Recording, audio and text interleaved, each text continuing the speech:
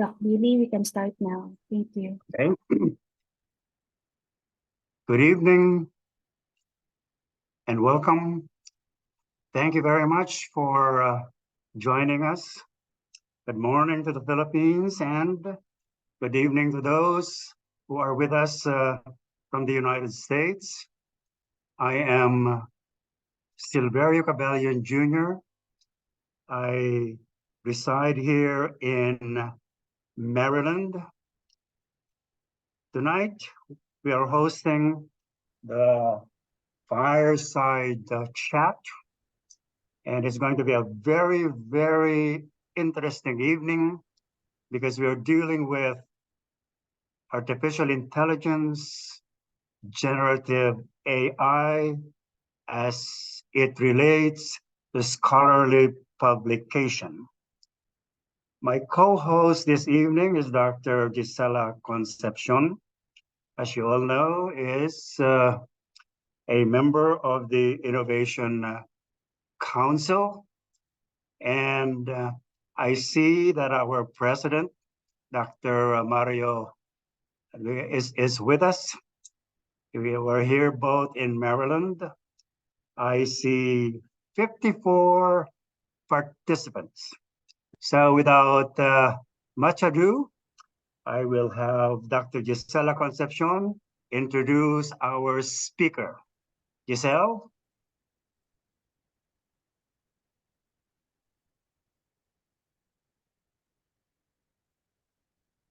Did we lose Giselle? Giselle is in Tacloban. She is at a beautiful hotel. Oh, there she is. Yes. Okay. Hello everyone. Can you give me 10 seconds to start? Thank you. Just a while. Yeah.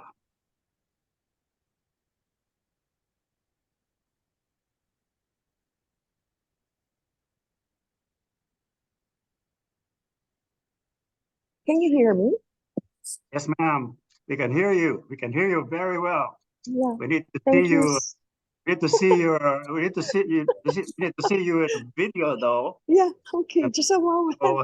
All these 55 participants can see you. And we're about to start. Well, not too many participants here yet, but I'm now in the venue. I'm in the governor's office. Huge. There you go. Now we have you. Yes. So let me have the honor and pleasure of introducing our distinguished speaker today.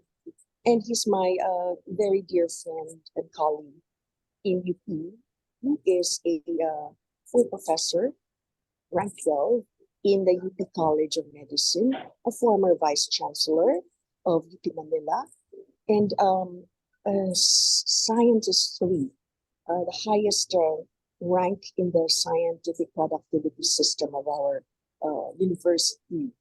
And he is a holder of the 1 UP professorial chair in pediatric Otolaryngology. This is really like a tongue twister for me, even if I've said it so many times before, for outstanding teaching and research with special interests in pediatric cleft and aerodigestive surgery, medical education, mentoring, medical writing, editing, and peer review. So you can imagine how scholarly and serious our speaker is today, none other than Dr. José Florencio Lapeña Jr.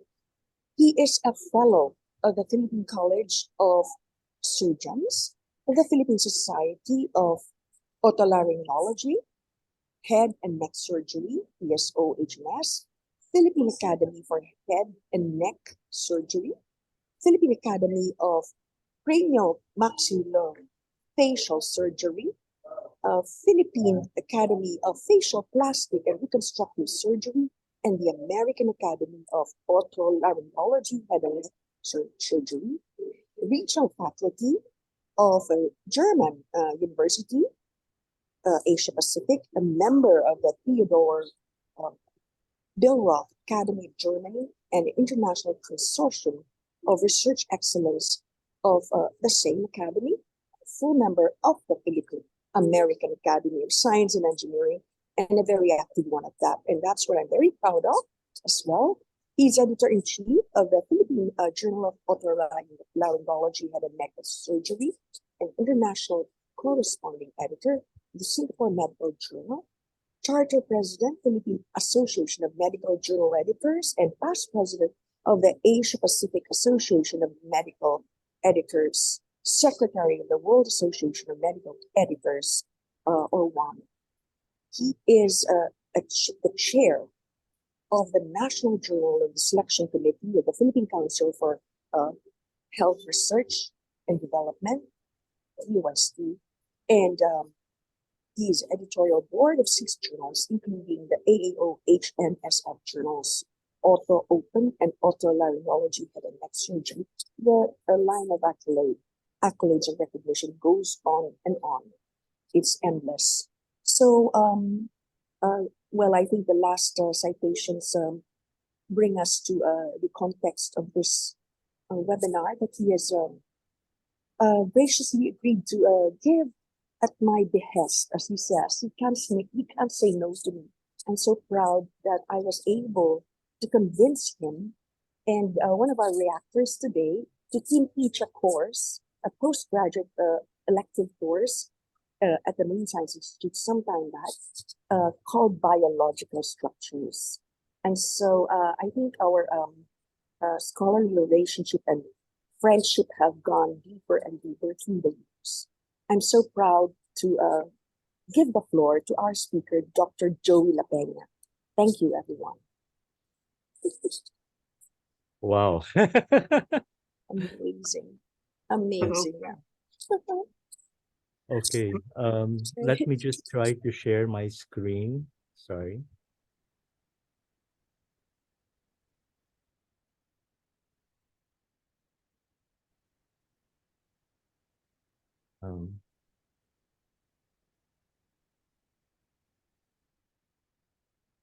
Sorry.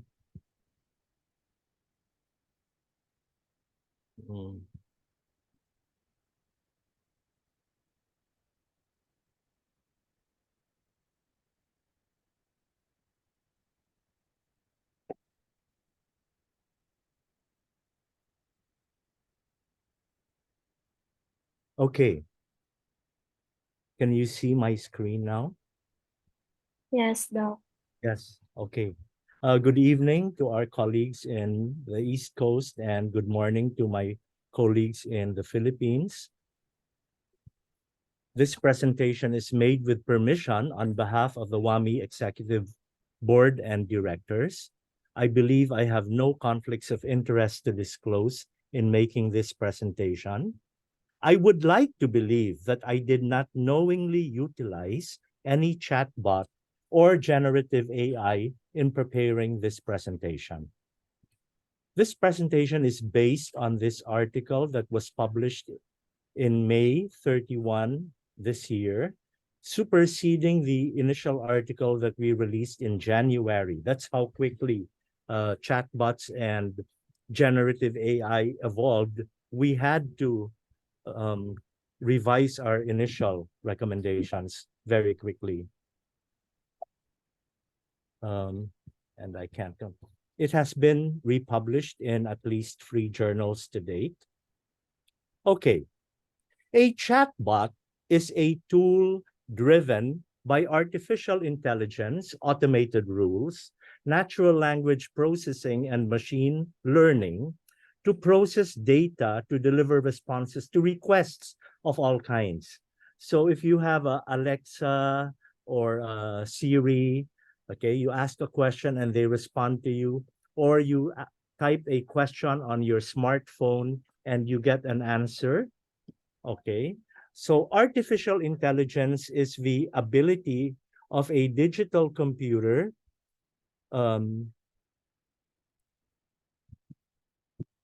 controlled robot to perform tasks commonly associated with intelligent beings. Sorry, I'm having trouble with the screen. I don't know how to hide the gallery there. So Google already uses AI techniques for many search functions, including understanding your search query and assessing the most relevant results.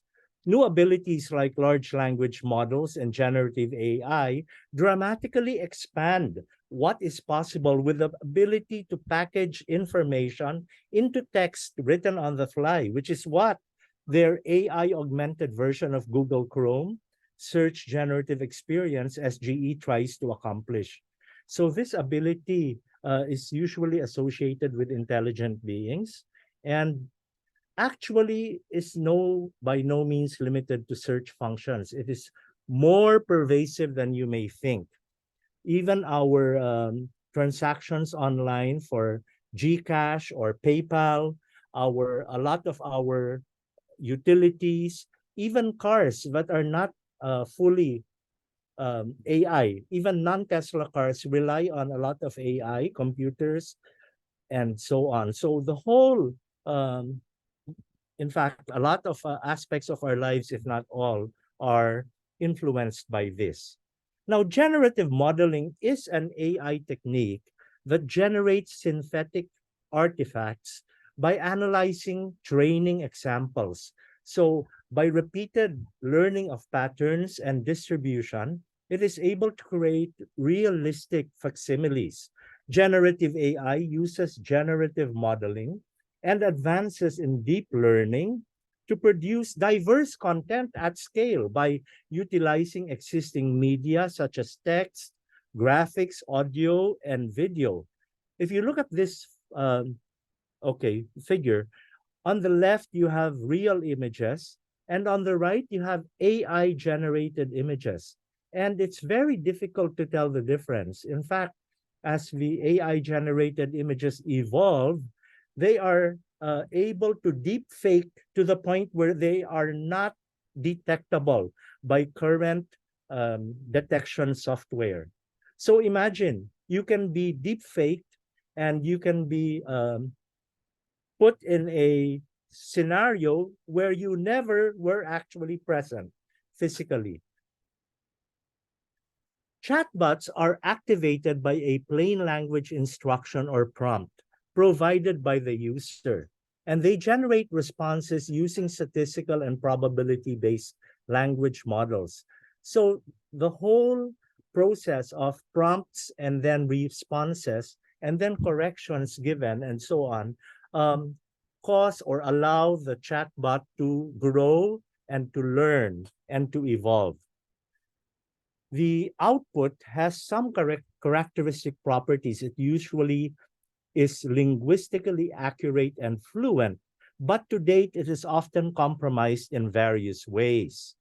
For example, chatbot output currently carries the risk of including biases, distortions, irrelevancies, misrepresentations, and plagiarism, many of which are caused by the algorithms governing its generation and heavily dependent on the contents of the materials used in its training.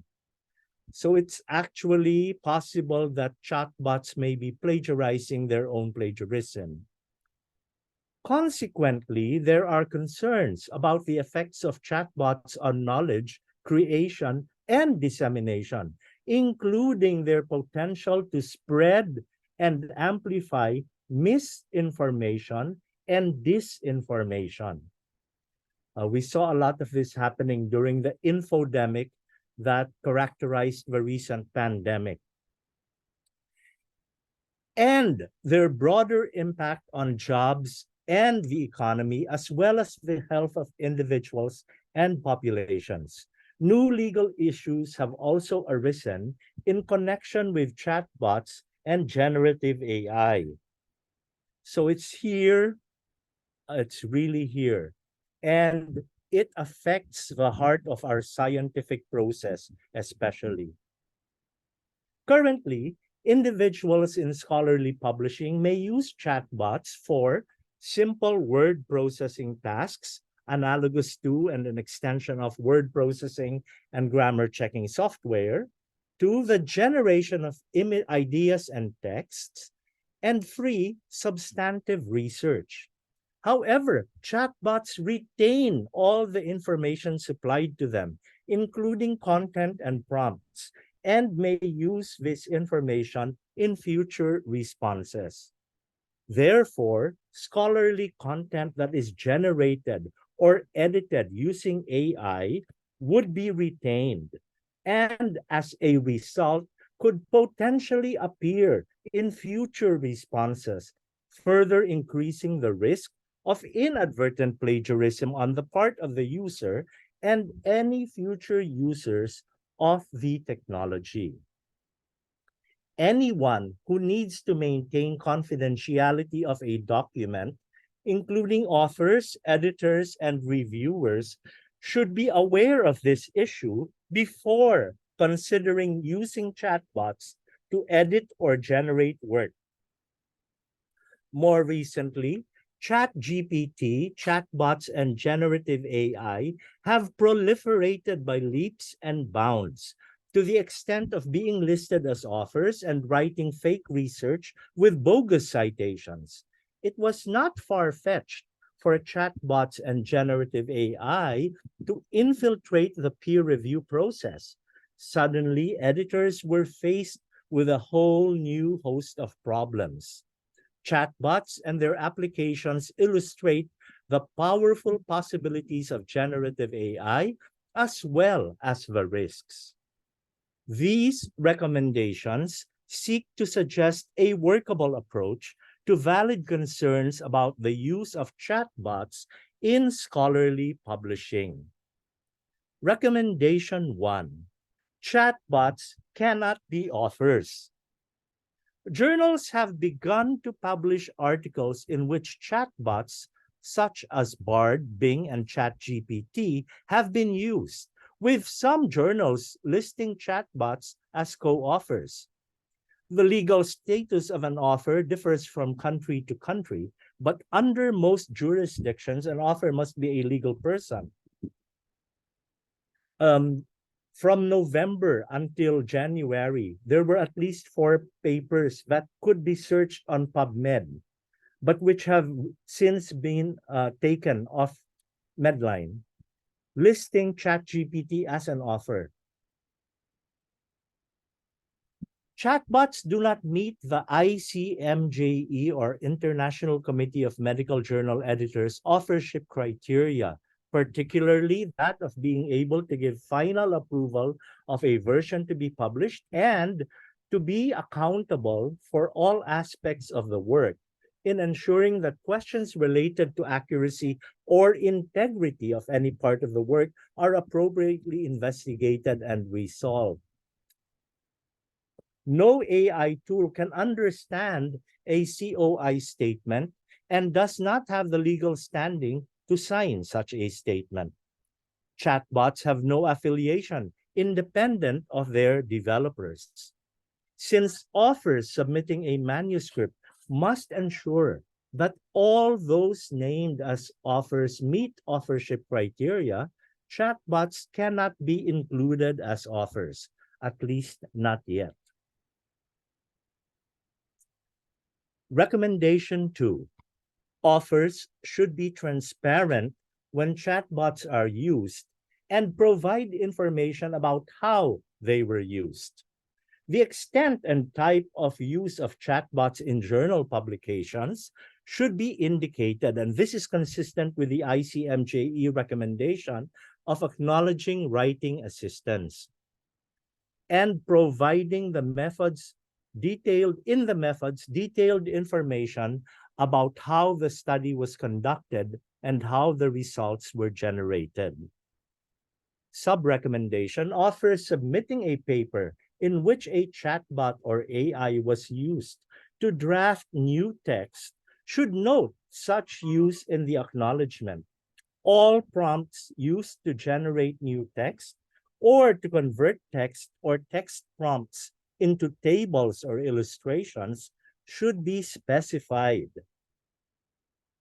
These are just a few of the available mind-blowing AI tools that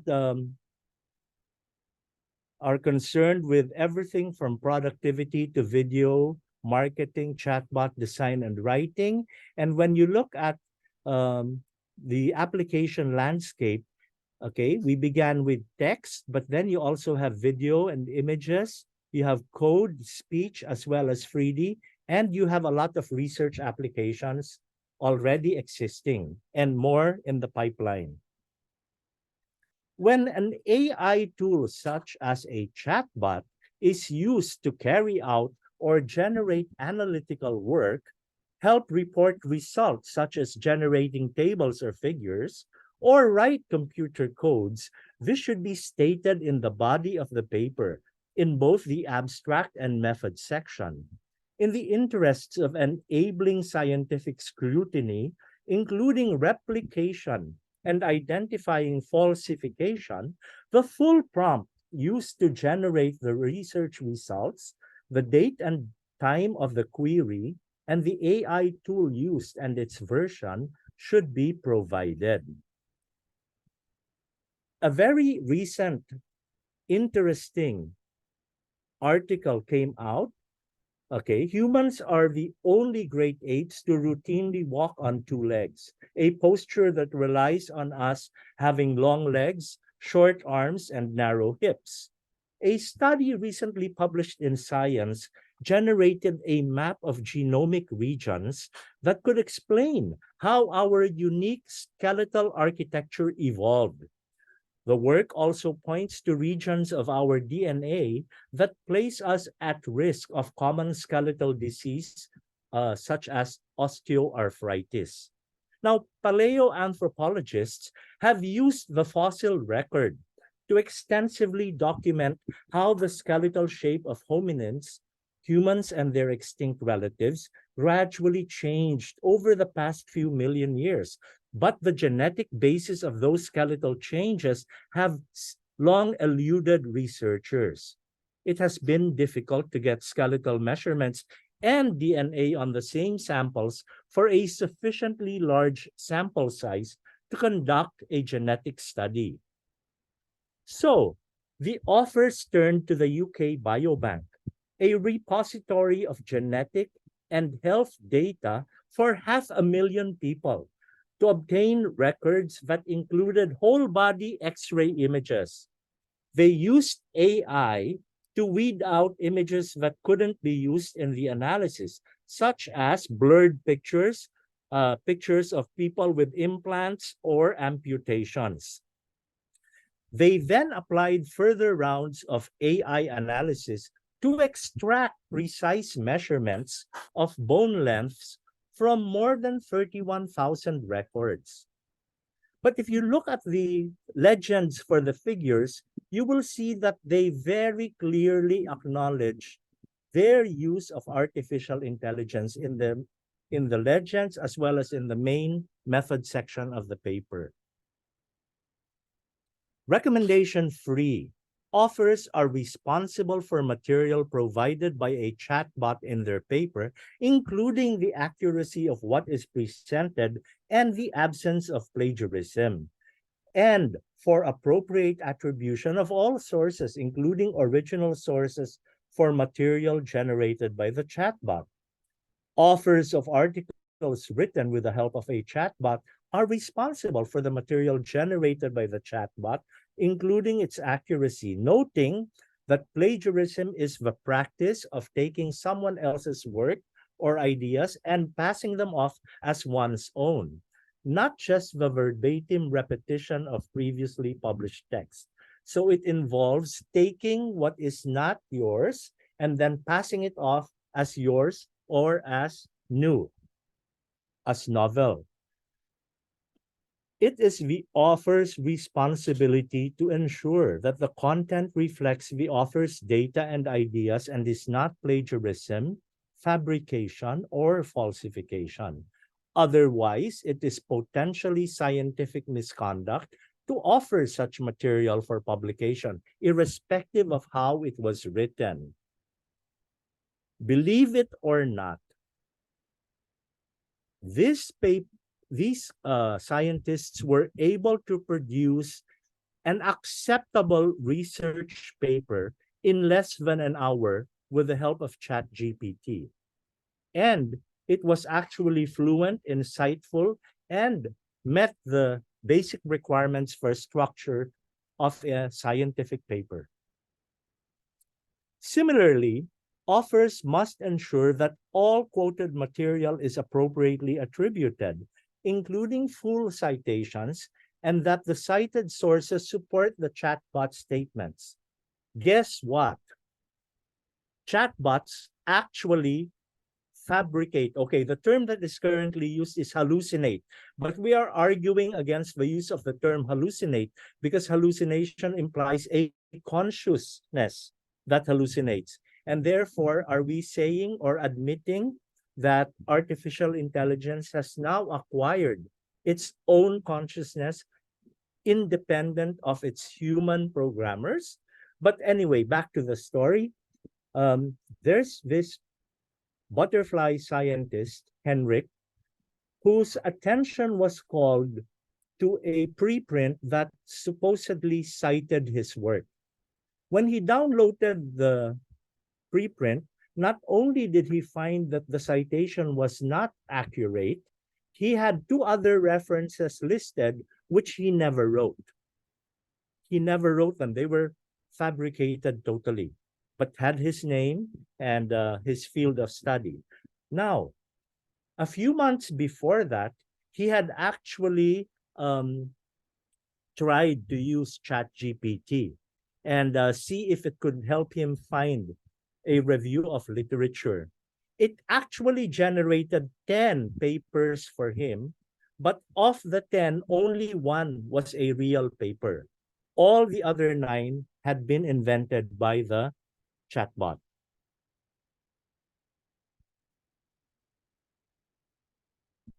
Since a chatbot may be designed to omit sources but oppose viewpoints expressed in its output, it is the author's responsibility to find, review, and include such counter views in their articles. Of course, such biases are also found in human authors. Now, how are these popular AI concepts related to each other? At the moment, each individual product, in a sense, may be considered an artificial narrow intelligence, okay? So for example, you have BioRender, which generates illustrations. You might have Mendeley or Zotero, or EndNote, which works with referencing. You might have Grammarly, which checks grammar. But it is not inconceivable for all these ANIs, so to speak, to actually begin to interact with each other and generate an artificial general intelligence. Some say even bigger than that, a super intelligence, which is the stuff of which science fiction is made, but which may actually be closer to the present than we know or are aware of. Authors should identify the chatbot used and the specific prompt or query statement used with it. They should specify what they have done to mitigate the risk of plagiarism, provide a balanced view, and ensure the accuracy of all their references. So it's this partnership of humans and AI that we are really quite concerned about. And at the moment, we like to believe that we are in control, but we don't know how long that will be true for. Recommendation 4, editors and peer reviewers should specify to authors and to each other any use of chatbots in the evaluation of the manuscript and generation of reviews and correspondence. If they use chatbots in their communications with authors and each other, they should explain how they were used. Editors and reviewers are responsible for any content and citations generated by the chatbot. They should be aware that chatbots retain the prompts fed to them, including manuscript content, and supplying an author's manuscript to a chatbot breaches confidentiality of the submitted manuscript. Chatbots retain the prompts fed to them, including manuscript content, and supplying a manuscript to a chatbot breaches confidentiality of the submitted manuscript. Finally, recommendation 5. Editors need appropriate tools to help them detect content generated or altered by AI.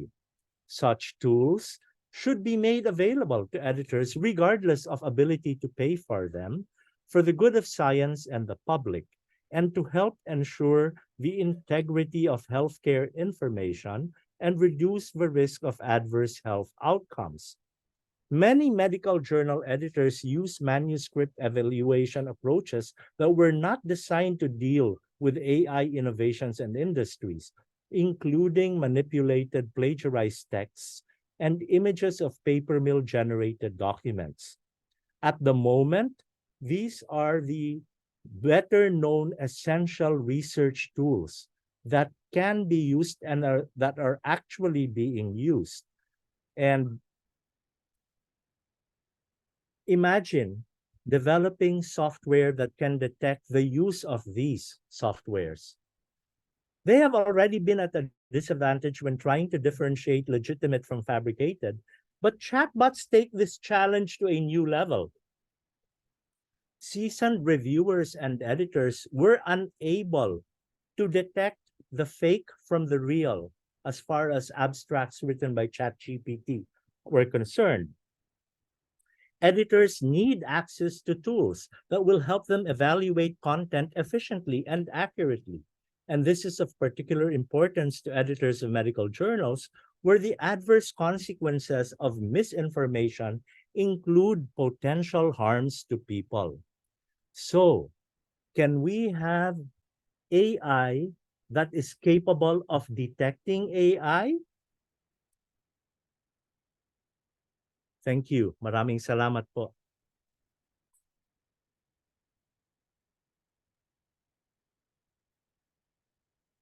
Thank you, Joey. Thank you very much. Again, Dr. Concepcion, you'll take the floor to introduce our two distinguished reactors. Giselle, madam. Thank you, Dr. Joey and Dr. Billy. We are now at the part of our webinar where we will get reactions from two knowledgeable scientists in the field of AI. And I'd like to introduce the first person. He's a very distinguished researcher and professor of the computer science in UP Diliman, Dr. Prospero Naval.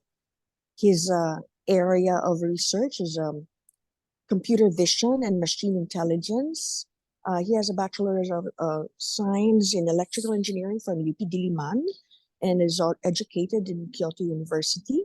And he is famous at present as founder and chief artificial intelligence scientist of a startup, Fisheye Analytics Incorporated, that is trying to commercialize a U.S. patented product of the UP between him and Dr. Laura David of the Marine Science Institute. And we're very proud of this. And it's helping or going to help our fisheries sector in the country. So I'm also happy to say that Pros is part of biological structures. I can't remember now if he was my student or he was teaching the course with me. So that's our first reactor. And I will introduce our second reactor later. Ross, thank you. Yes, thank you very much, Dr. Concepcion. So may I be allowed to share my screen? You're the co-host now po. Okay. Okay. Can you see my screen? Yes. Okay, so yeah, first of all, thank you very much for allowing me to give my reaction to this very interesting and very timely talk by Dr. Lapeñas.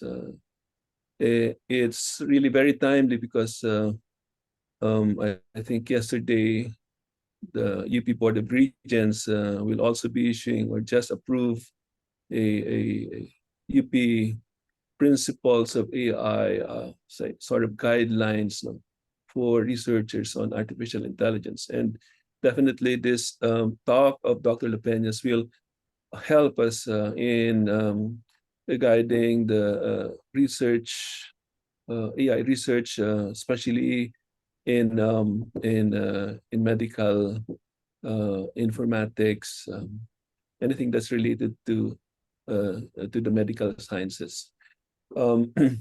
So first of all, I'd like to share with you the little short history of large language models. ChatGPT is, as you can see, just one among many of these large language models. So looking at the history, it really has a very short history. So last year, ChatGPT version 3 was released. That 2020 rather. It was in 2020 that the ChatGPT was released. But then it really has just a very short history because the T in ChatGPT refers to transformer. It's not the transformer that electrical engineers are familiar with, that device that we often have in our homes before, at least still are, but they're hidden. So that transformer is a transformer architecture. We call it architecture in computer science. So it's a model. It's a model of language, or model of visual perception. So there are two types now. But the original one was really the one made for natural language processing, which is basically text processing. So so it has a relatively short history, and in just a few years, we already have ChatGPT, which is, as we know, a disruptive technology. You know, everyone is talking about ChatGPT, and in fact, most people equate AI with ChatGPT. So ChatGPT is AI. AI is ChatGPT. That's what the most the ordinary person would think of AI. You know? So of course there are other aspects of AI that's not related to natural language processing at all. So as you can see, there are lots of different models, and the best among them so far is ChatGPT and perhaps Bard. So at this point, it's hard to say which one is better. They have advantages and disadvantages.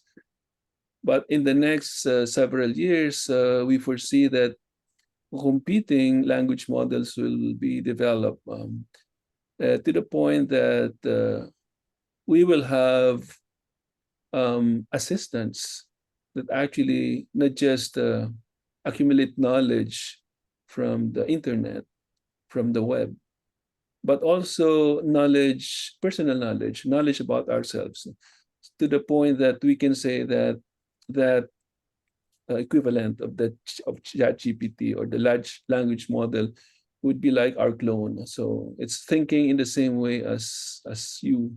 It's thinking in the same way as me. It's just a matter of properly training the algorithms to be able to do that.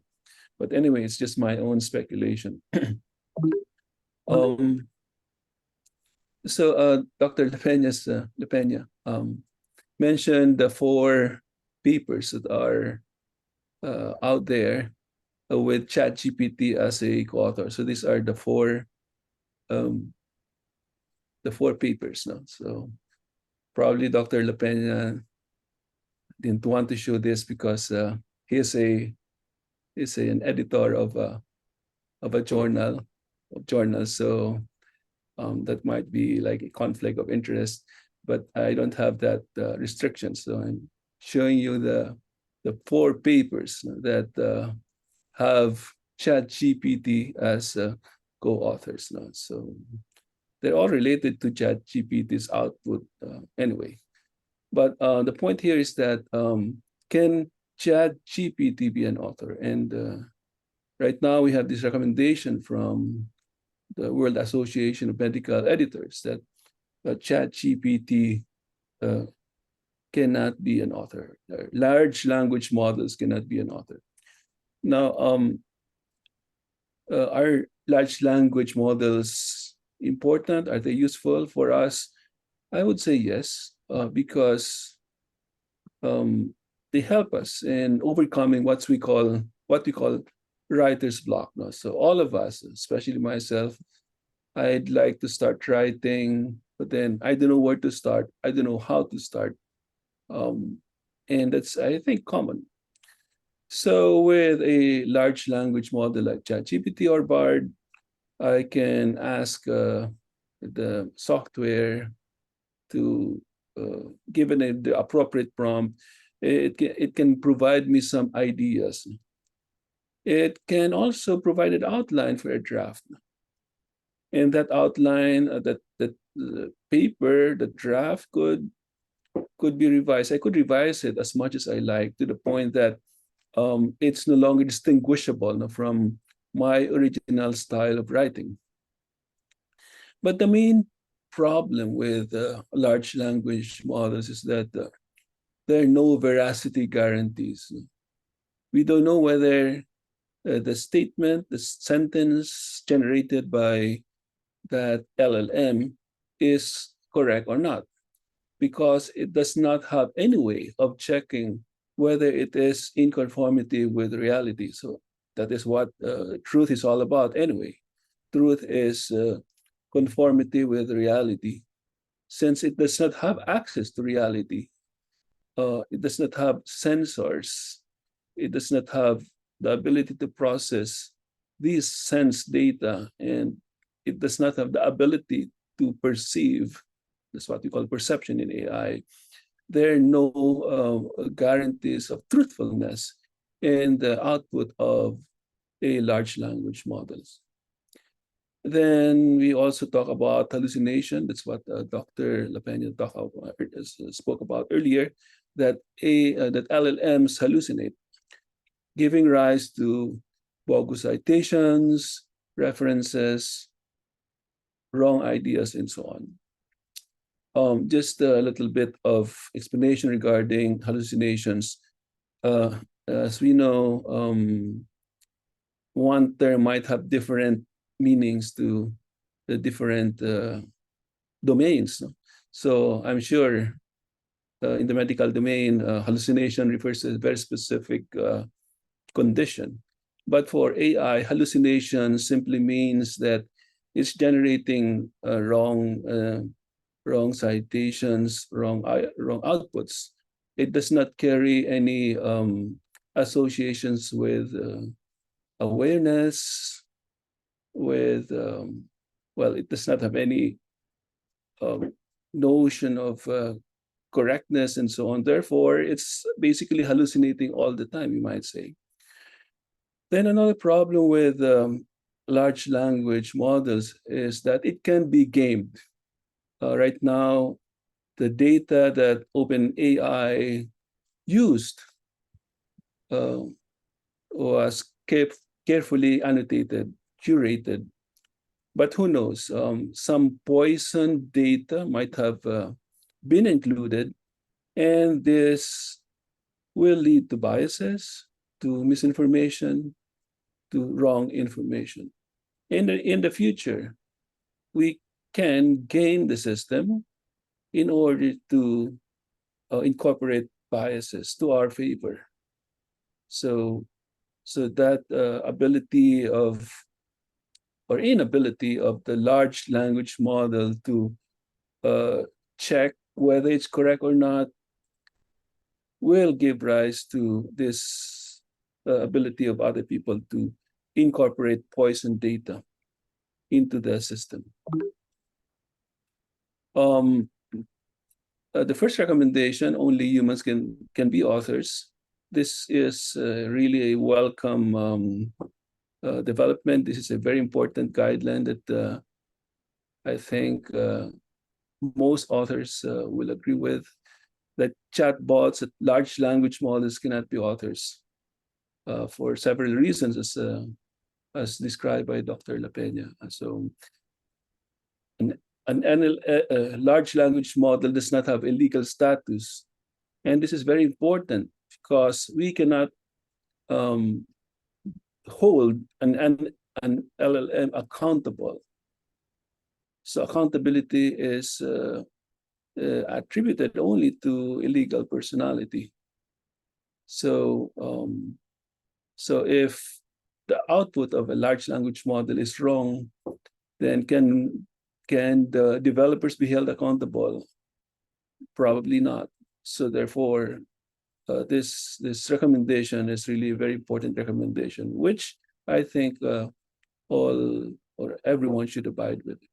The second recommendation is that authors should be transparent about whether they use a large language model and the ChatGPT, for example, in rewriting, in drafting their work.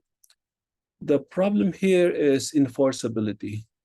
While I agree with that recommendation, it is very difficult to enforce.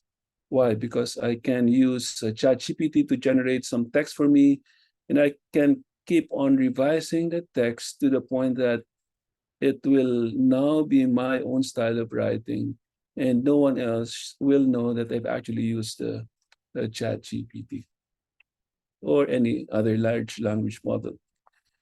Third recommendation is authors are responsible for the materials provided by the chatbot in their paper, including the accuracy of what is presented.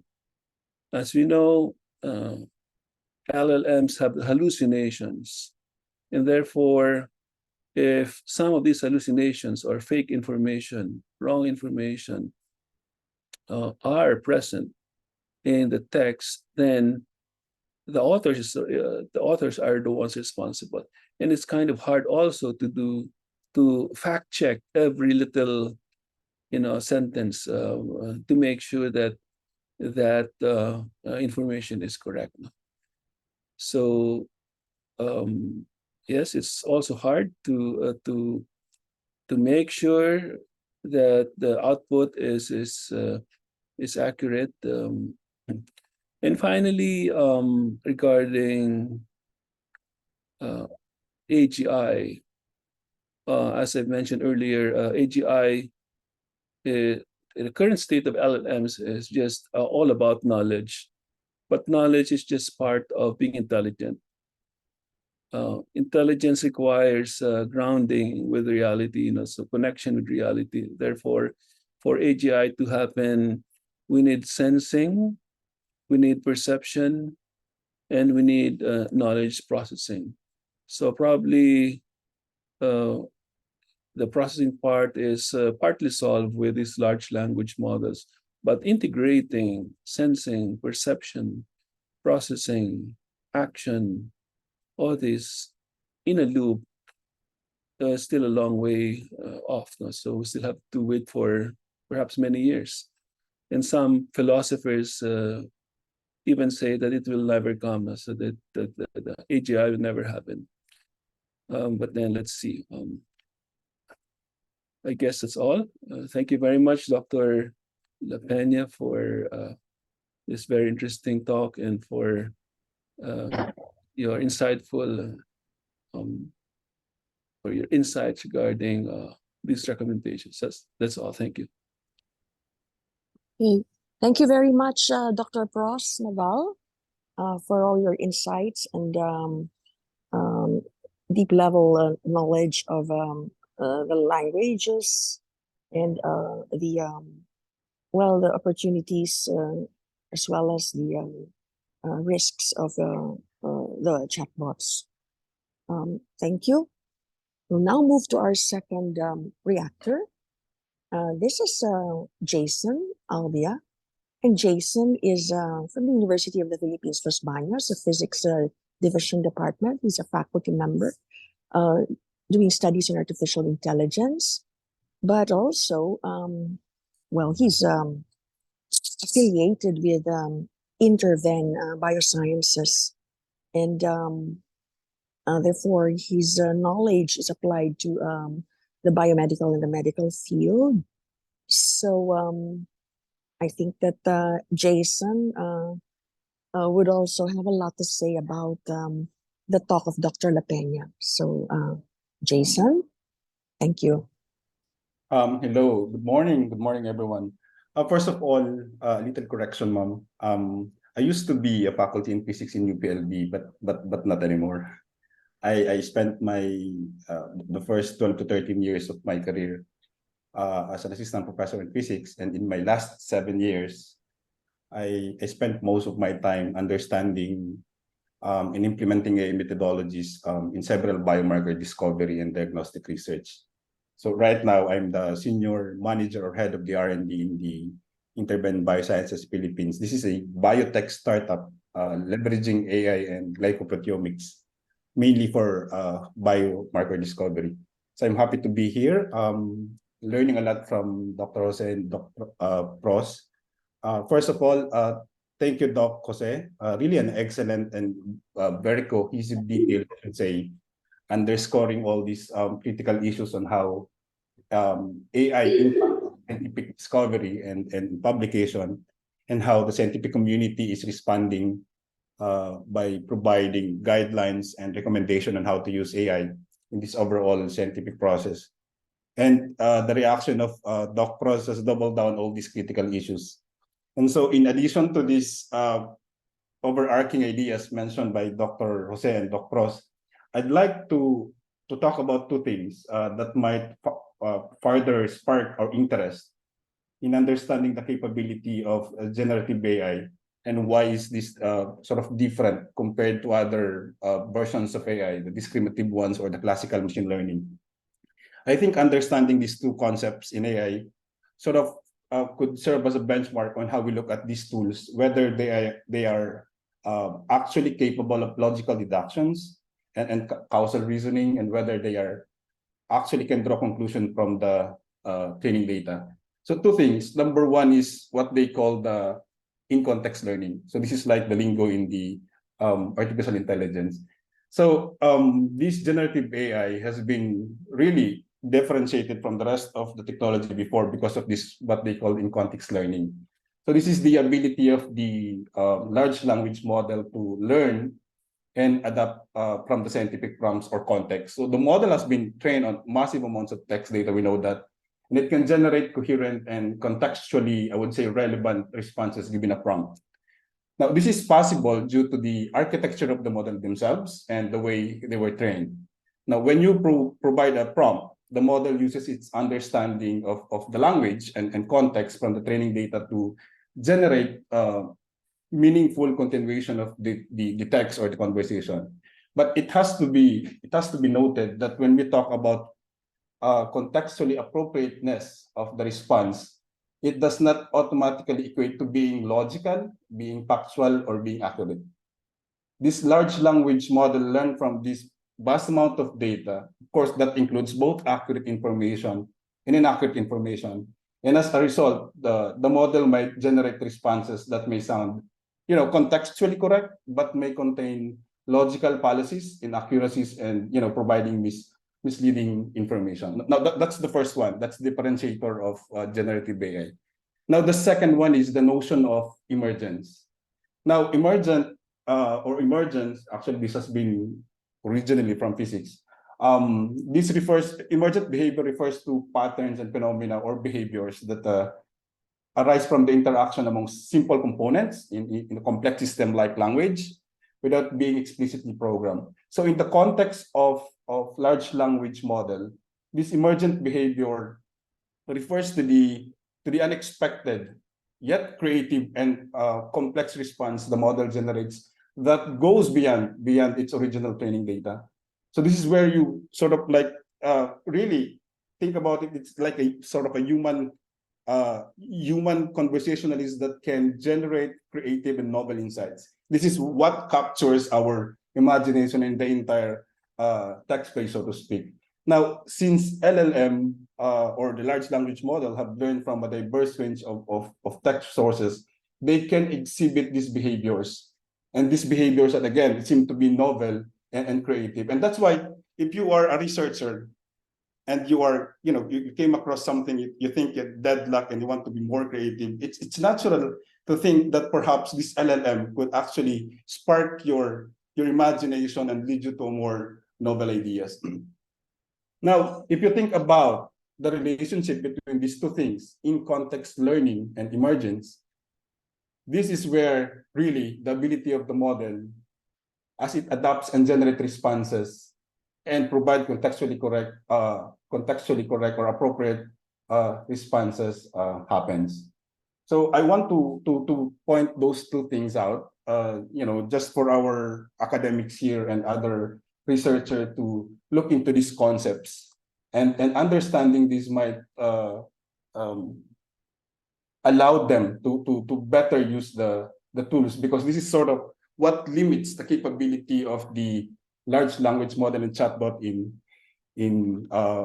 general. And so to close my recommendation, I guess, I think it's important to realize at this point that when we talk about science, this is like a human enterprise, and these LLMs are just chatbots are just tools, but sophisticated ones. And ultimately, I think we cannot go back and just forget about that these things are happening, and all the things that we have to do is really be critical about this, providing the proper guidelines, and talk with larger community on how to ascertain or how do I say this, like sort of create, publish an ethical guidelines on how we will subsequently use these technology. In big companies, there are of course internal audit as well as external audit, but in academic community, I'm not sure how this is happening. Of course, there are already talks in the academic journals on how to sort of limit the use of generative AI. But in reality, I guess this is dependent on the journal's preference, right?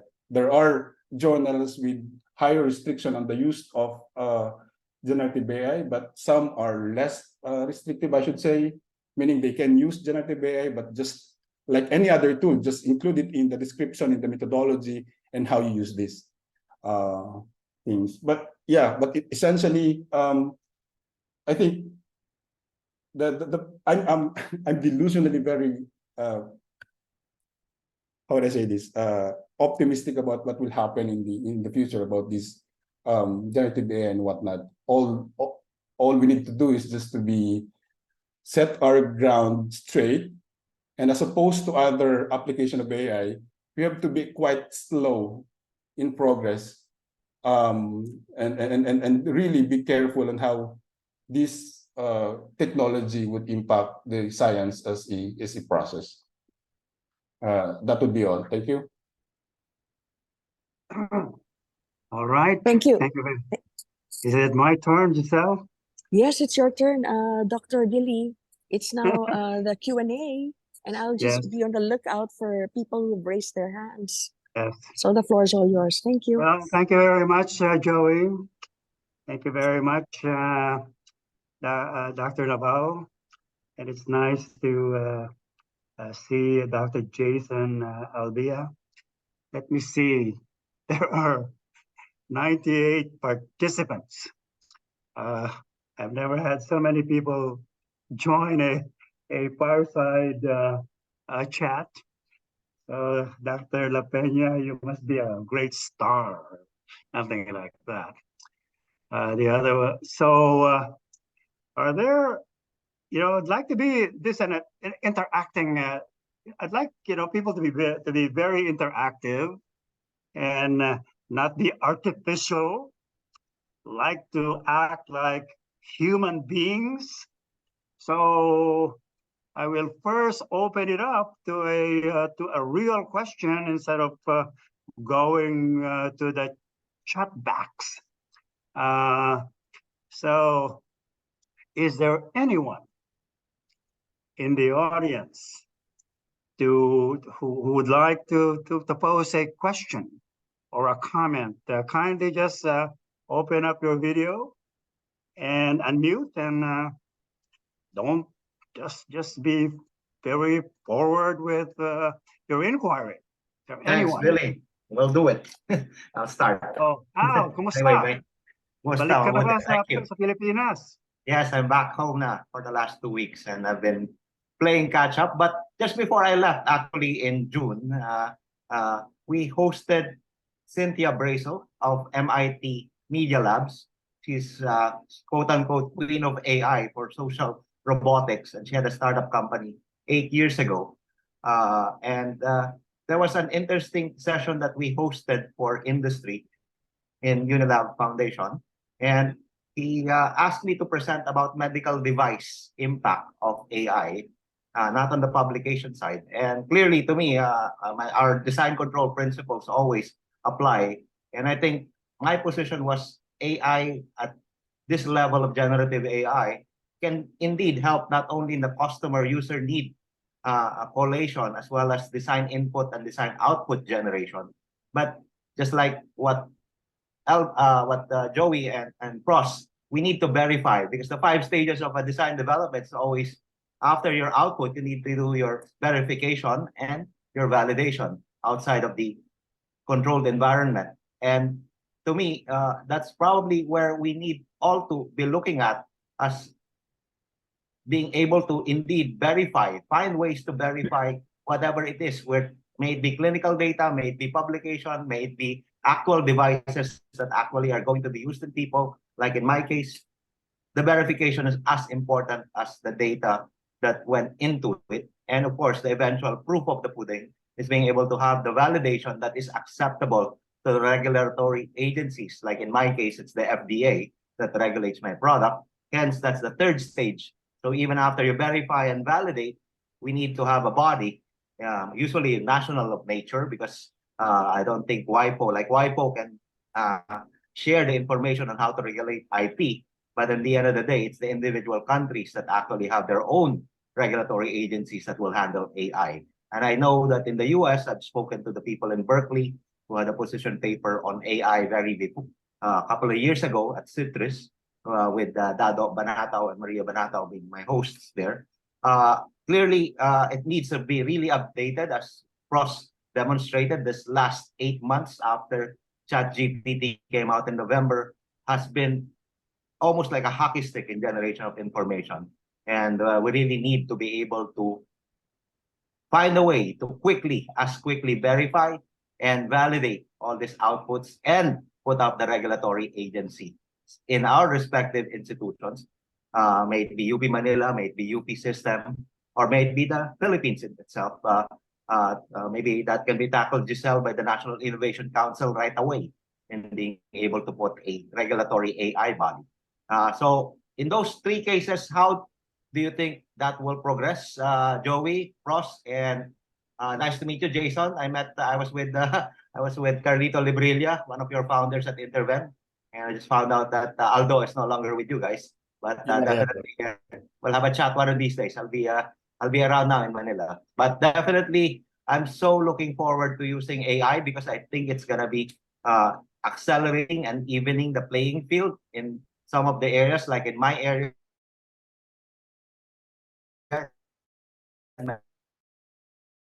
medical device development. So your positions, please. Thank you. Go ahead, Pros. Al, could you restate your statements or set of statements to which you'd like us to Okay. react? Basically the 3 items. You already highlighted the verification aspect, that we need to verify AI generated, of course, assuming that we can detect them in the first place, or they're actually disclosed by the generator in the first place. Then the second phase is the validation. How do you intend to validate whether the initial verification is correct, that indeed there's AI in it or non-AI? And then the number 3 is, how do you propose forming a regulatory body in the Philippines or in UP to show that indeed this is certified to be AI-free or AI compliant for whatever purpose it is? And is that feasible now, next year, 6 months from now, or maybe never? Thank you. Regarding, I'll answer the last one regarding regulation. So, as you know, we have an AI program in UP Diliman. So we started our artificial intelligence master of engineering rather, in artificial intelligence and PhD in artificial intelligence programs in UP Diliman. We now have for our first batch around 50 students. That's a lot. we have to guide them with their thesis. Imagine 50 for just one batch. So this will pile up over the next few years. So in a few years' time, we'll have 200 advisees, basically. So how can we handle this? It's a good problem. So we basically need to train more PhD advisors for this. But anyway, regarding regulation, as you know, AI is moving very, very, very, very fast. In fact, for most fields, practically all fields, we might say, UP requires that we publish in journals. That a journal publication is like the top, no, and rightly so. It's really true that if you want high quality publication, go to the journals, the top journals, of course. No. However, in AI, it's not the case. Why? Because the turnaround time is very fast. 3 months, 3 to 6 months. Now, as you know, in any journal, the turnaround time is much longer. So by the time the publication comes out of the journal, it's already really obsolete. 2 generations, 2 cycles old. So obsolete information. So now we have, of course, conferences. The right venues for that would be conferences. So it's a rare case that conferences, the top conferences, of course, are generally accepted as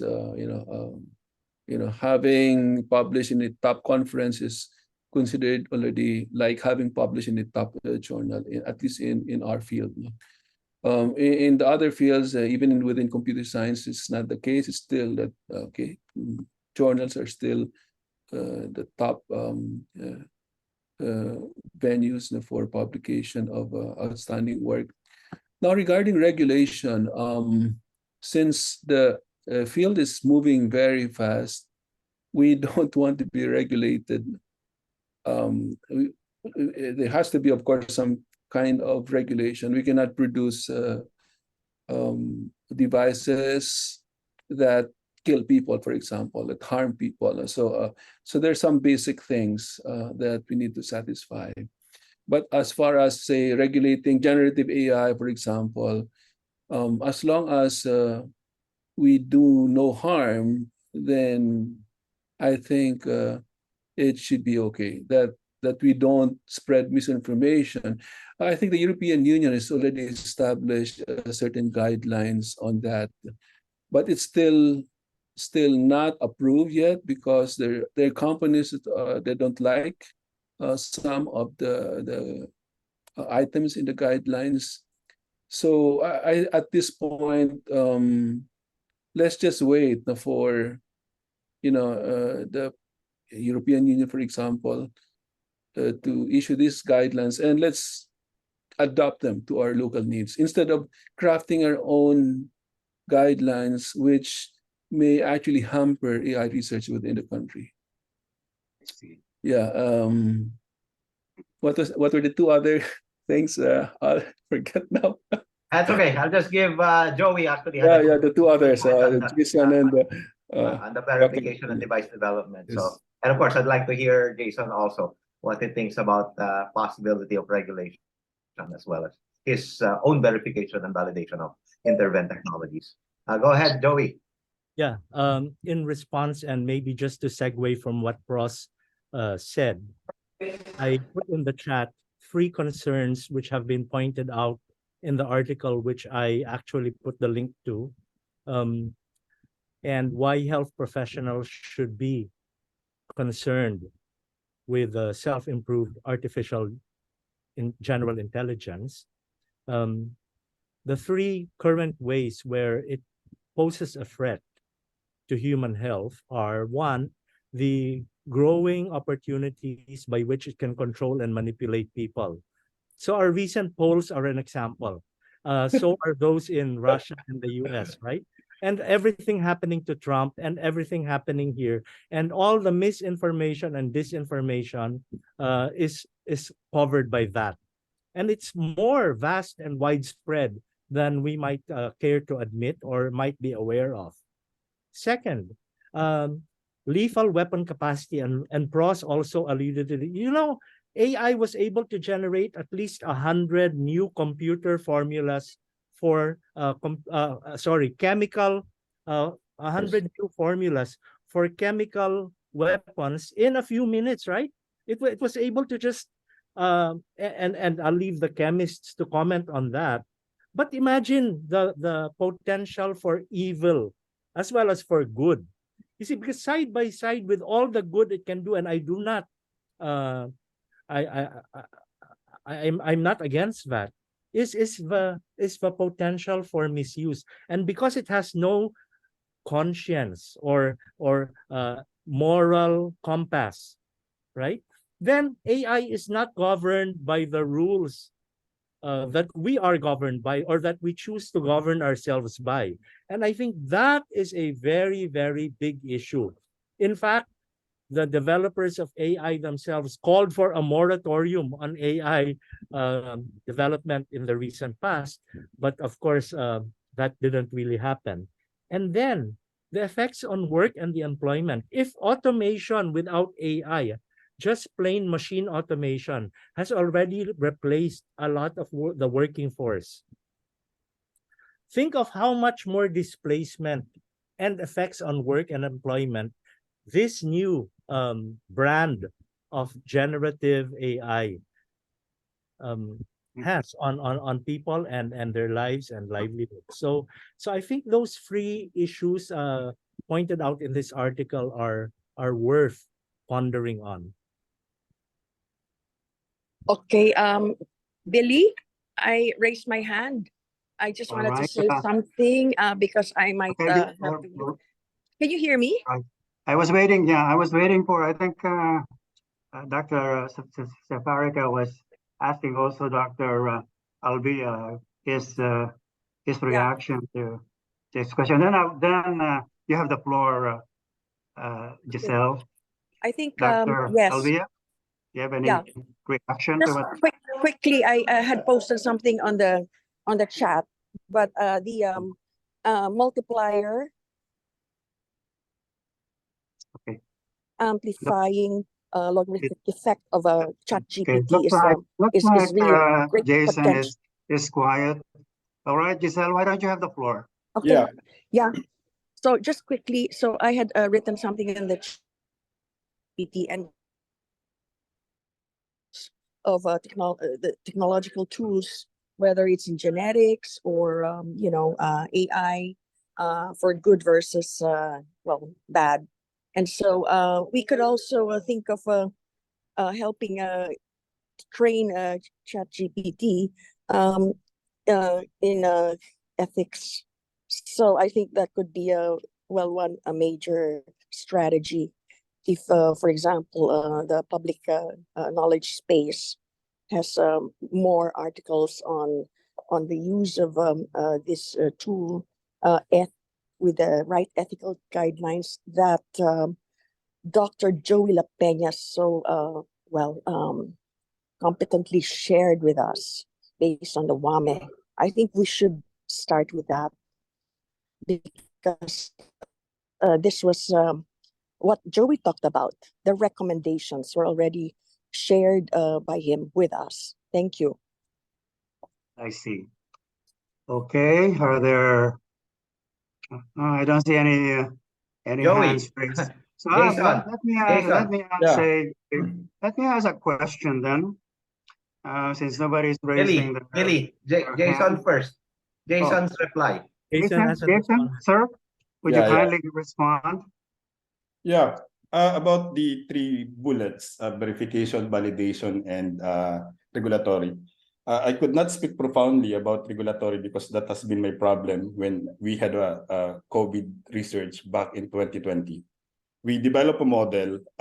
This is, by the way, using chest X-ray, try to look into this, whether or not we can develop a AI to detect COVID from chest X-ray. And then we published the prototype or the first paper, sort of the POC of the concept in the journal. It was accepted. Now, the second part, of course, is obviously to validate the model into a larger data set, right? Now, when I was looking at trying to scour the literature here in the Philippines, whether we do have our own internal validation procedure, I found zero. And so what I did is like really look at how the international researchers do it, design our own experiment, sort of have a back of the envelope calculation of what data, how much data we need to sort of validate our model, at least on the validation stage level 1, because we know that there are several layers of validation. And I'm hoping also that the bigger community would really address this as soon as possible, as soon as we can come up with the right mix of multidisciplinary scientists to come up with the regulation. Now, on the first 2 bullets, verification and validation are actually very intertwined concepts in AI, so to speak, right? Now, what we do, because really the problem is like in this era, what the tech giants have been developing is the capability, right? They're showing how AI is capable of what, but the research on explainability is really not there. Yes, it started to grow, but even if you look at the papers from Stanford, from MIT, there are no cohesive ways on how to validate generative AI. So that's really fundamentally the problem here. But in the industry perspective, of course, we have to have a way in addressing this concern. So what we do is really build on top of the existing technology our own strategy on how to validate our models. And 2 ways you can do this. Actually, they're the same. What you can do is build an auxiliary technology, or maybe you can call it supplementary technology. Like, for instance, if you are working on genomic space, right? And you want, say, for instance, develop a generative model to detect SNPs or any kind of biomarkers. Certainly, the models can spit some data and give you, okay, this particular SNP in the genome might be associated with the disease, right? But then again, there are also existing papers that talks about, in a more, I would say, mechanistic level, explains how all these things are associated. And so fundamentally, you can look at, say, knowledge graph. Knowledge graph is Doc Pross is very familiar with this, I'm sure. Knowledge graph, as opposed to generative AI, is, well, for the lack of better term, static. What you query specifically is the resulting output, and that the output is generally based on the knowledge that you build, right?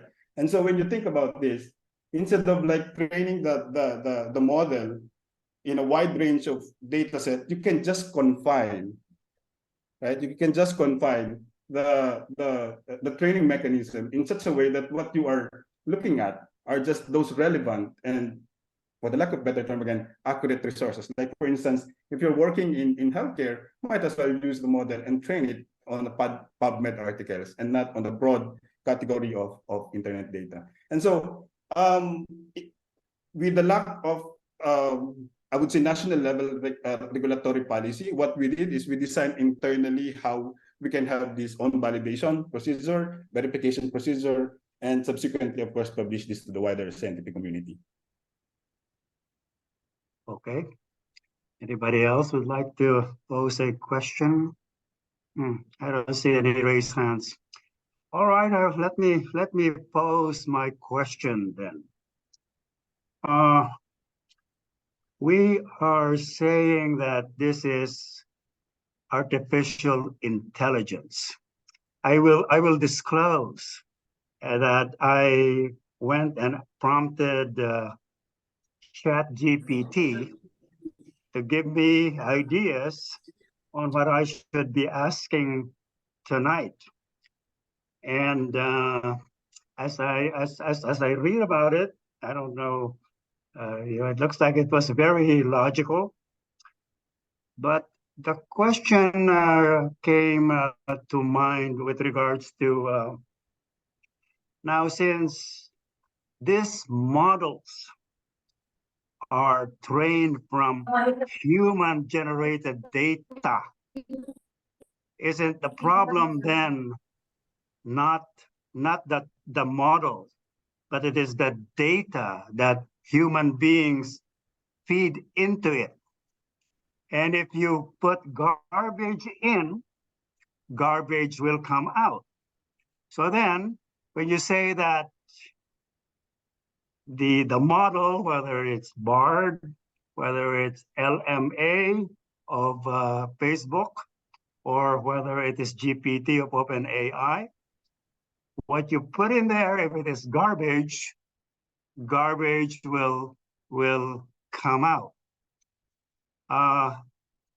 So when an author quotes GPT, it's actually quoting a human being that put it into the GPT. The GPT is the original author. It came from a human being. So I look at this AI in a very optimistic way. Now, Dr. Naval has just mentioned about UP looking at how they're going to use AI. The other day, I was reading that the whole College of Law will be replaced by AI because they know all the legal proceedings from the very beginning. The other day, I was looking at a puzzle for Sudoku, and the AI was able to solve Sudoku in 30 seconds. Now, if you read about all these herbal medicines that we have in the Philippines. It's so many. A human being cannot tackle that, but a supercomputer probably can tackle that. So then, with the question of this, we're trying to put the totality of human knowledge under one umbrella. But then, if we take a strategy of specific domains, for example, let's say ENT. Now, the one that can explain, that can find out whether something is right or wrong in ENT is a specialist in ENT. So what is being said? But somebody like me, is this the right thing to do? It's spit out by OpenGPT. So my question then is that, don't you think that it will be human beings that really have to drive this and not blame the GPT? I was reading about predictive analysis and machine learning, that when you put it in, apparently the machine can learn by itself, and then it goes haywire. But that is where, how do you stop that? And where should we go from there? I guess mainly detecting this, to Dr. Naval and then probably Dr. Lapeña. Sir, your comment.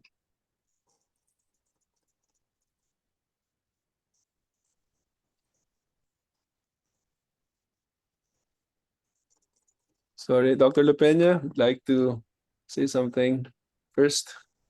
Oh, The main speaker. yeah. Well, I just typed my response as Dr. Cabellon was speaking.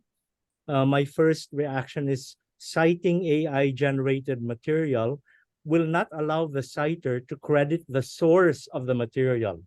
So even if you presume that the material was inputted by humans, the inability to credit the original human source is a scientific problem, because we should give credit and acknowledge credit where it is due. We should cite our sources. That's a basic rule of research.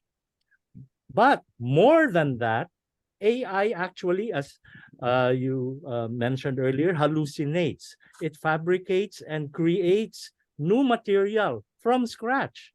If you play with AI, and I think everyone here should do that, you should try ChatGPT to begin with. I started it in November. I ask questions, you put prompts, and some of the answers are really, really, really strange. But some of them are excellent. If you ask it to make a haiku, it will give you a 575 syllable structure. If you ask it to make a funny or an amusing introduction to a scientific topic, you might be surprised at the introduction it will give, which far surpasses anything you could have ever written. Yeah, so it can actually do things. But then you ask it to give a lay explanation of polycystic kidney disease, for example. And then it comes out with a story about a little girl who tells mommy, I feel like there are balloons in my back. Now, you see, any physician will know that you cannot feel polycystic kidney disease. But you see, the AI was on the right track. It was trying to generate symptoms in lay terms for children of what it interpreted polycystic or multiple cysts in the kidneys to be. So they said, I feel like I have balloons inside my back. Yeah. Cross?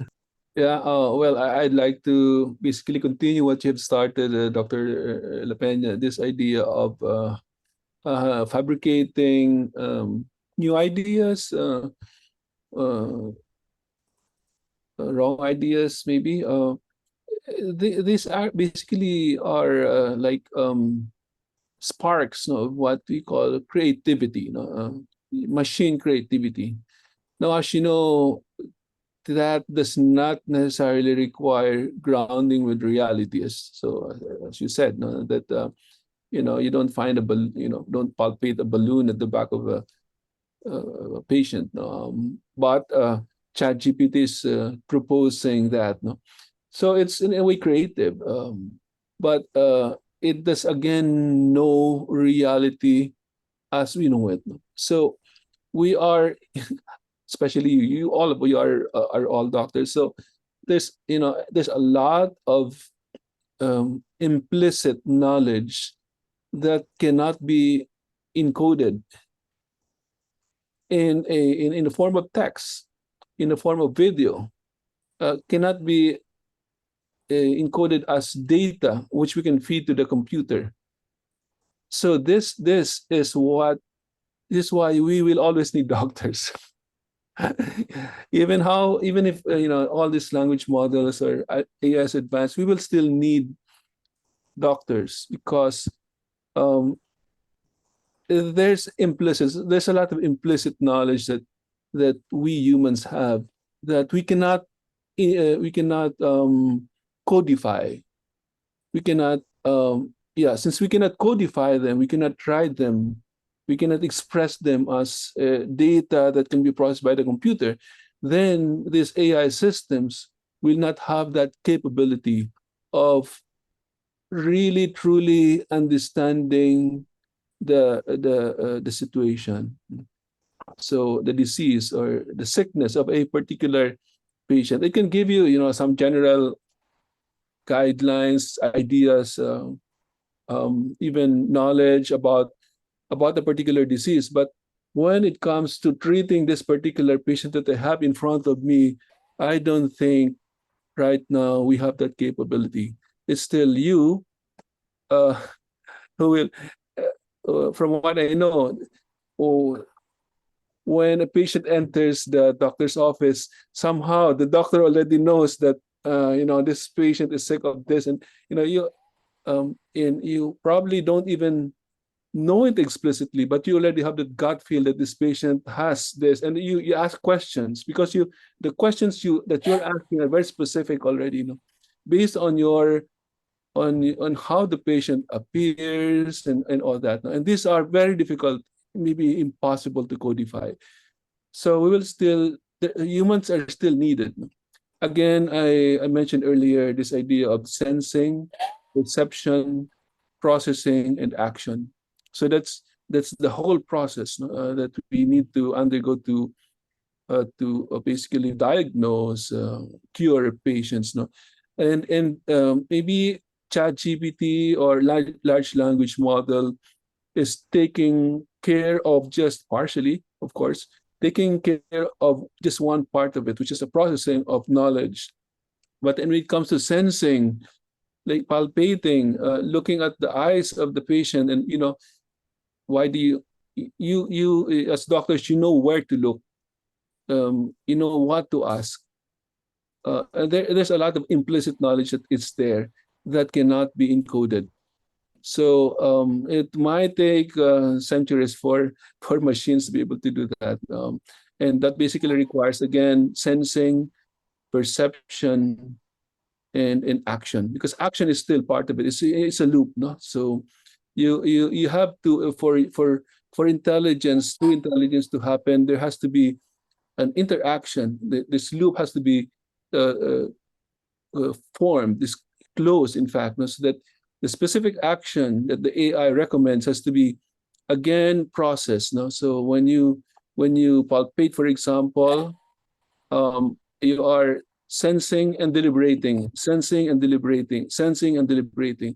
But if you're just deliberating all the time, you're just a theoretical, bookish person, and you're not a doctor. So a doctor has to complete that loop, that cycle. Yeah. So, Dr. Dr. Concepcion, yes, Dr. Concepcion, you have I the think floor. yeah, this is like something that we should continue discussing, and ways forward would be to create a little committee or group within the PAASE, led by Dr. Lapeña and Dr.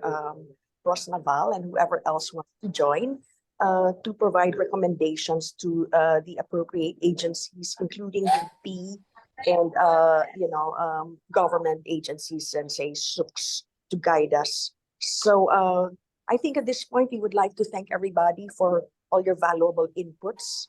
So like any technology, it's a double-edged or multiple-edged sword, and we should make the best of it. And in fact, next month, there will be a talk about how education, teaching and learning can benefit from AI. And Dr. Billy, if you don't mind, we would like first to hear from our Vice President and President-elect Gladys Completo for some final remarks, after which we will post a poster for our September Fireside Chats. VP Gladys, are you there? We'd like to thank everybody, okay, for a very fruitful, important discussion today. Yes, ma'am, I'm here. So hold on, let me just turn on my video. Again, thank you very much for this wonderful Fireside Chat. Thank you, Dr. Lapeña, and for the very comprehensive presentation. It's really very alarming what AI can do, especially in scientific writing. And I'd like to thank Dr. Prosnaval and Jason Alvia for their insights. You've given very good reactions on how we should really regulate. As scientists, we know that we cannot just post or just write papers without any validation on our data. So the 1 hour is not enough to discuss about AI, and it was really very interesting. And as Mom Giselle suggested, maybe we could come up a committee and we can have another set of Fireside Chat where we could actually address the issues on AI, not just in writing, not just in writing publications, but also the advantages, right? AI has a lot of advantages, so maybe we should, for me, is we should take advantage of it, and as long as we don't abuse AI, then it will be it can help us really well, especially in doing our research. Okay, so let me just share our next webinars in PAASE. Okay, so hold on. For next month, it will be a series of webinars on innovation, PAASE for Philippine Innovation. So we have already 4 speakers that are scheduled: Dr. Joel Marciano, Dr. Tirso Ronquillo, and Dr. Elmer Rico Mojica, and Dr. Homer Pantua. And we will send you all the public specific PubMats for this. Can you please, and for the next slide, Deb, is there another talk? Okay, and also in September, aside from the innovation series, we have a talk on September 14, which is on the 21st Century Medical Knowledge Center. We encourage you to attend all of these activities. Again, thank you, Giselle, and for coming up with this idea on having a talk on AI. Dr. Lapeña, it was really a very good presentation. And Doc Billy, thank you for always participating and coming up with ideas. Again, thank you very much. So if you could please open your videos so that we can have at least a photo op. We had more, I think we had 100, more than 100 at one point. Yes, Ma'am Giselle? Thank you, VP Gladys, and thank you to our speakers, reactors, and my dear co-host, Dr. Billy. True, the applications of new technology have their greatest impact on human life or biomedical issues. So it's good that Dr. Lapeña was the person who talked to us about it. But then in our innovation series, we will have again Dr. Elmer Mojica speak about the use of AI in teaching and learning. And he gave a talk to the TIP, Technological Institute of the Philippines faculty, more than a month ago. And I'd like to acknowledge the presence of our presidents, Beth Lajos and Esther Garcia. Thank you for joining us. I wish that we will have a large audience starting in September, and that is why I am requesting for a facility, the Zoom facility of the system, donated by Alsa Rafica, so we can accommodate more than 300. We're going to disseminate this to the DOST, to the NRCP, to the NAST, to the NIC, so that many more can listen to these important talks of experts. Okay, it's important to talk, to hear the ideas of the people who are working on the ground, the government officials, or the citizens who are engaged in science, but it's equally important to listen to our experts in PAASE. Okay, and so it would be good for us to tune into these Friday webinars, and in October, November, we would have people like Elmer Dadios doing robotics and automation of machinery for agriculture. We would also have somebody like Gobet Advincula. He's using AI to guide chemical reactions. So in the design of experiments and the generation of the data itself. So there are many more layers of the applications of AI.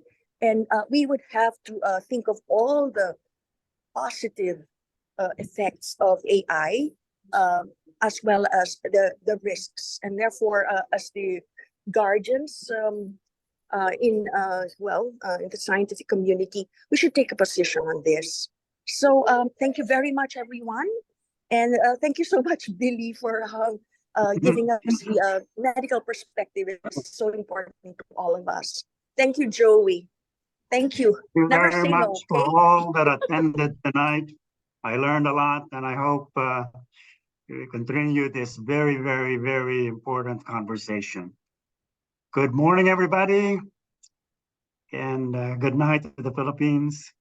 Goodbye, Dr. Lapeña, Dr. Navao, Dr. Alvia, Dr. Completo, Dr. Concepcion. Thank you very much, everybody, again, for attending. We appreciate it very much.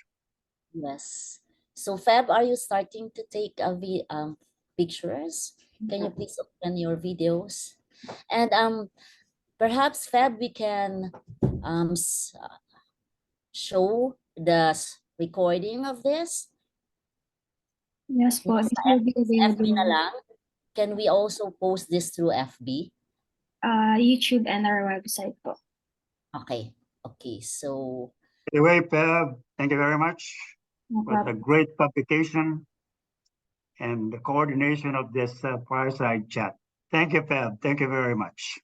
No problem po. Sige po. Thank you very much, Feb. For the picture po. 1, 2, 3, smile.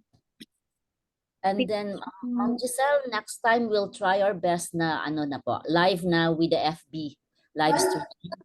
We'll do Yes, that. please explore all possibilities because we have to announce this soon. Para non we have a huge audience. Sayang yung Yes. yung expertise that can be shared with everybody. And then we would like the engagement with the DOST. That's part of our MOU with them, right? Yes. Okay. And then We'll send- Alvin will share it with NAS. I'll share it NRCP. And then we have this whole community of startups that we have met at the NIC, and we'll also share this. And we'll have speakers also from outside PAASE. So ang dami na naka-line up. So every Yes. Friday, Did pwede yan. you see the list that I sent you before? Yes, from the other group. Marina. Oo, yung mga chemistry group, no? And then we plan to, I already told Mario, Gladys, na we are gonna start receiving like kind of a bulletin type. Remember the COVID bulletins that we came up with? So we will now have a template where we can receive proposals, suggestions, innovation proposals that our members can submit, and then we will discuss it at the NIC, and then we would have the category of the priority, of the 10 priorities, where is this applicable, and so makita naman na maraming innovation ideas sa PAASE. Okay? All right. So we're still trying to get this template produced soon, no? Pero hindi pa natin na-announce yan. So Okay, before so the, yung ating Ma'am Yes. Giselle, before the series of innovation